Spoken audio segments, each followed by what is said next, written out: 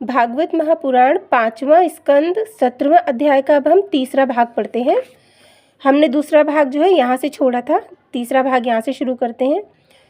कहीं एकांत में अपने पति को ले जाकर उसकी सेवा करो, जिससे मक्खी आदि बैठने से इनको कष्ट न हो। ब्राह्मण के ये वचन सुनकर पार्वती जी ने कहा, मेरे पति के कर्म विपाक से ऐसा लिखा हुआ है कि जिसने 100 अश्वमेध किए हों वे इनको स्पर्श कर दे तो इनका यह कोढ़ चला जाए।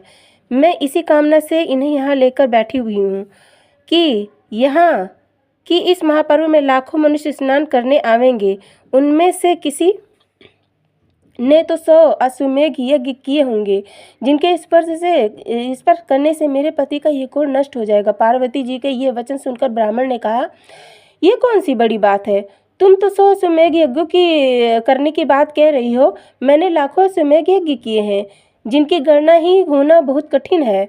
यह बात ब्राह्मण की सुनकर पार्वती जी ने विनती करते हुए कहा कि हे विप्रवर, आप कृपा करके इन्हें स्पर्श कर दीजिए। ज्यों ही उस ब्राह्मण ने महादेव जी के शरीर से अपना कर कमल स्पर्श किया, त्यों ही शिवजी दिव्य रूपधारी अश्विनी कुमार के समान हो गए।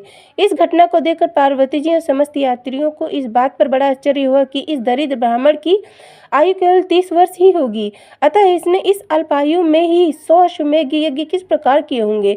घटघटवासी सर्वंतर्यामी महादेव जी ने उनकी इस शंका को दूर करने के लिए यात्रियों के सामने ही उस ब्राह्मण से पूछा, है ब्राह्मण देव, आपने इस 30 वर्ष की आयु में लाखों यज्ञ किस प्रकार किए होंगे?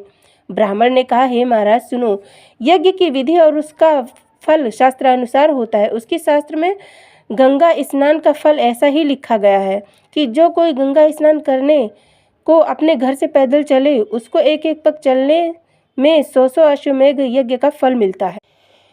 100 में अपने घर के नित्य प्रति गंगा स्नान करने को 1 कोस चलकर आता हूँ, अतः उस हिसाब से लाखों क्या बल्कि कई करोड़ अश्वमेध यज्ञ हम कर चुके हैं। इसमें आश्चर्य की कोई बात नहीं।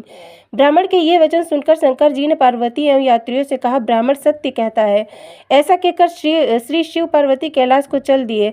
तब मार्ग में शिवजी पार्वती से बोले, देखो, हमारे कथा अनुसार इस ब्राह्मण को गंगा स्नान के फल प्राप्त होते हैं।